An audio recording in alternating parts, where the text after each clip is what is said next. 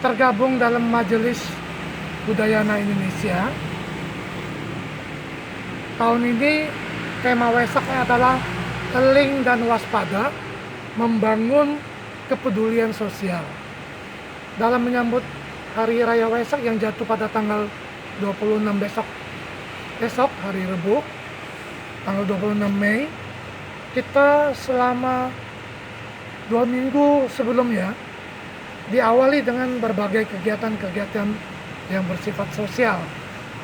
Di antaranya donor darah, kemudian kunjungan kasih. Kunjungan kasih ini kita mengundang karena pandemi, kita mengundang beberapa 2 panti asuhan untuk datang ke sini menerima paket-paket lebaran secara sederhana. Kemudian kemarin hari Senin kita juga ziarah ke Taman Bukit Siguntang. Karena jika tidak ada pandemi, sebelum-sebelumnya kita selalu adakan selain ziarah ke makam-makam di Bukit Siguntang, kita juga adakan prosesi pradaksina mengelilingi pohon bodhi, kemudian melaksanakan puja bakti ritual di atas Bukit Siguntang. Tapi sudah 2 tahun ini masih suasana pandemi, kita hanya berziarah ke Taman Bukit Siguntang. Nah, kemudian malam ini Selasa tanggal 25 kita akan menyalakan pelita Waisak. Sampai saat ini sekitar 400-an yang sudah mendaftar untuk persembahan pelita Waisak. Malam ini penyalaannya. Kemudian besok kita adakan upacara ritual di bawah pohon bodhi. Tapi perayaan ini, ritual ini hanya dihadiri oleh Piku Sangga, Pandeta, dan pengurus wihara.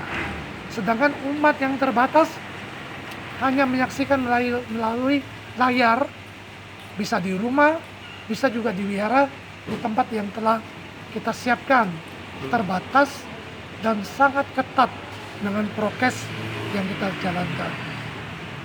Tahun ini, Eling dan Waspada, membangun kepedulian sosial. Ini memang sangat penting. Kita tahu ya, dalam situasi pandemi ini, ekonomi juga melemah. Kehidupan masyarakat juga menjadi kurang baik. Nah, tetapi bagi mereka yang masih kuat dan mampu, mereka juga mulai harus lebih kepeduliannya muncul gitu.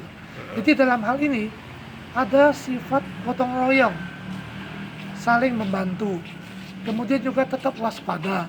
Walaupun susah, kita tetap harus berpegang kepada agama kita masing-masing.